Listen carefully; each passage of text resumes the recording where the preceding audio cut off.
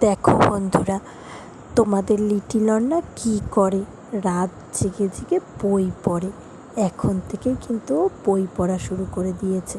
এমন পড়া পড়ছিল যে বইটাকে পুরো দুমড়ে মুচড়ে ফেলছিল। তারপর ও দিদুনের কোলে উঠে একটা টুক করে হাম্পি খেয়ে নিল। ওর মামা গেছিল রথের মেলায়, ওখান থেকে ওর জন্য 3-4টে পুতুল কিনে নিয়ে এসেছিল।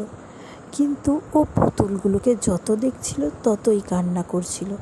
প্রথমে আমি বুঝতে পারিনি, পরে জানলাম ওর মামা ওকে ঘুমের মধ্যে পুতুলগুলোকে সামনে নিয়ে গিয়ে বাজাচ্ছিল। তো ও যত পুতুলগুলোকে দেখছিল তারপর থেকে ততই কাঁদছিল। আমার ওর কান্না দেখে খুব কষ্ট হচ্ছিল। আমি বললাম পুতুলগুলোকে সরিয়ে দে, দরকার নেই এখন ওর সামনে আনার।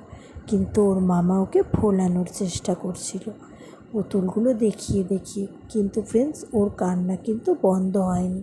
তারপর ওর দিদুন ওকে একটা জামা নিয়ে এসে পরিয়ে বসিয়ে দিল।